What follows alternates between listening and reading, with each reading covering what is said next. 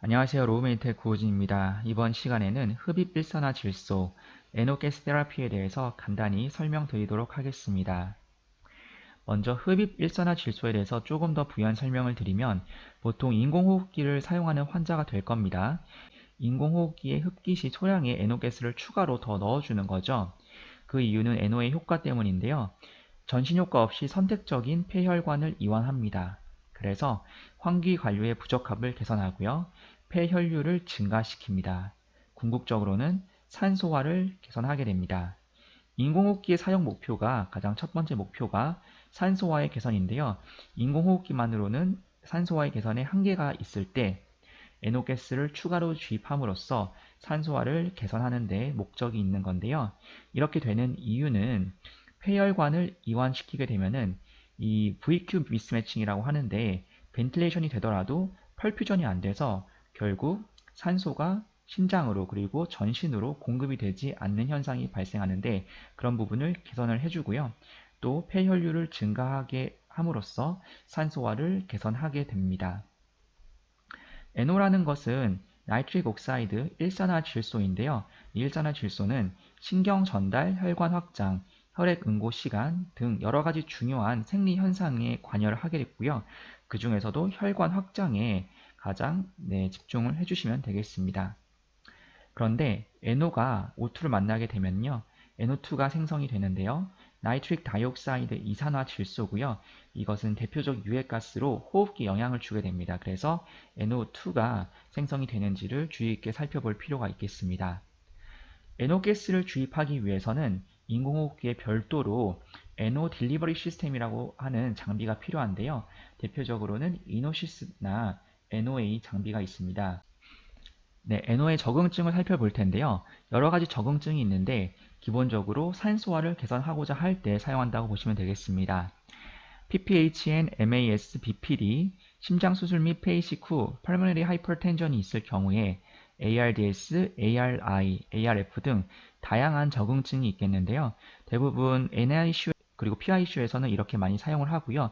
특히 성인 쪽에서도 심장수술, ARDS, ARA, ARF 등 이런 증상이 있을 때 사용을 하고 있습니다. 네, 이제 NO 사용 시 부작용에 대해서 살펴볼 텐데요. 가장 대표적으로는 메themoglobin 혈증이 있습니다. 보통 헤모글로빈이 NO를 운반하죠. 그래서 전신으로 산소를 공급하는데요. 이 NO가 헤모글로빈과 친화력이 굉장히 강합니다. 그래서 이 메themoglobin이 높으면 산소와 결합할 수 있는 헤모글로빈이 낮아져 산소 운반에 어려움이 겪게 되는 거죠. 그래서 이렇게 퍼센트가 높아지면서 점점 문제가 생기는데요. 보통 0에서 2%를 정상, 5%까지는 보통 괜찮다고 보는 경향이 있고요. 그 이상이 되면은 이제 체열 시 혈액이 어두운 색 그리고 갈색으로 점점 변하면서 이제 문제가 발생하긴 합니다.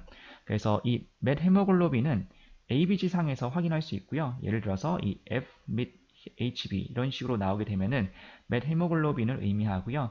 퍼센테이지로 나옵니다. 그래서 퍼센테이지가 높으면 높을수록 문제가 생기게 되는데 보통 NO를 10에서 20ppm 정도 사용하면 이런 문제가 대부분 발생하지 않는다고 하는데요. 그럼에도 불구하고 높지 않은지를 항상 확인을 해볼 필요가 있겠습니다.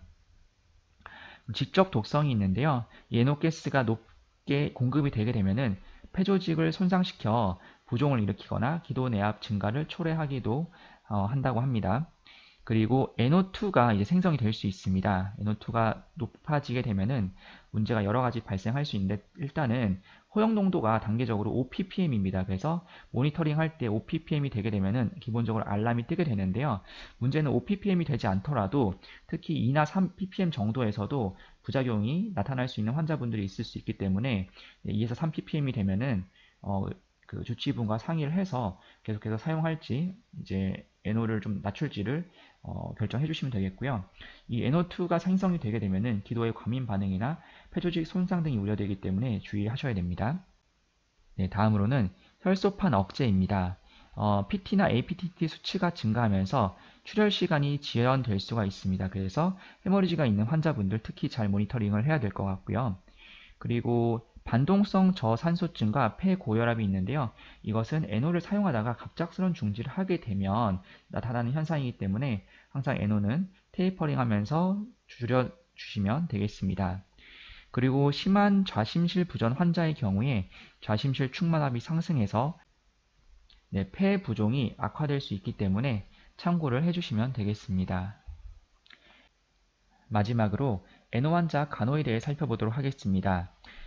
설명드린 것처럼 NO랑 NO2 값을 굉장히 면밀하게 모니터링 해주셔야 되는데 특히 NO2 값이 중요하겠습니다. 환자 상태를 한두 시간마다 재평가하고 기록하는 게 중요할 텐데요. 그 중에서도 환자 반응을 잘 살펴주시고요. FiO2, SpO2, PaO2, SbO2 등을 확인해 주시고 트리거 센서티비티에 확인이 필요할 경우가 있습니다. 왜냐하면 NO 장비가 서킷에 있는 일정 부분을 샘플링해서 모니터링을 하게 되는데요. 그 과정에서 플로우가 살짝 빠지는 경우에 오토 트리거링이 발생할 수 있습니다. 그래서 그런 경우에 트리거를 조금 둔감하게 해줄 필요가 있다는 거고요. 또 환자의 하트레이트나 EKG, 카디악 아웃풋, PAP 등을 모니터링 하면서 어떤 변화가 있는지를 살펴보는 것이 가장 중요하겠습니다.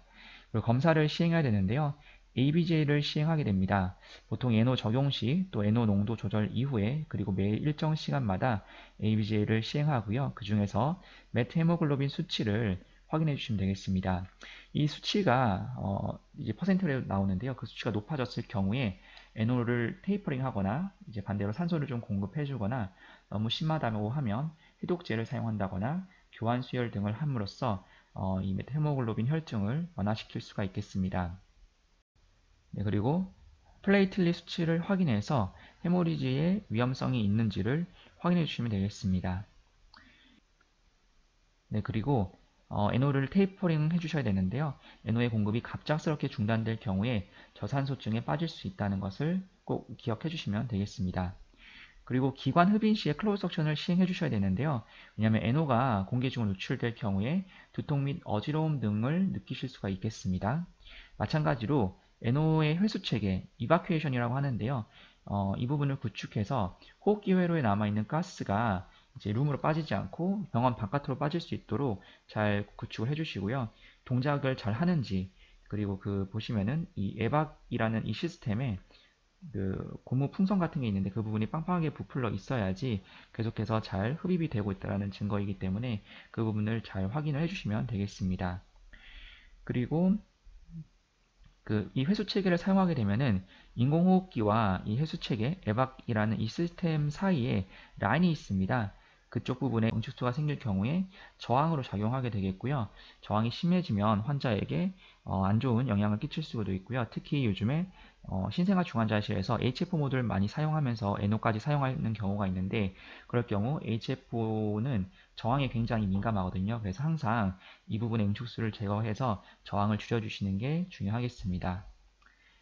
네, 이렇게 흡입 일산화 질소 치료에 대해서 간단하게 살펴보았고요. 질문사항이 있거나 사용 중 궁금한 점이 있으시면 언제든 문의 주시면 되겠습니다. 감사합니다.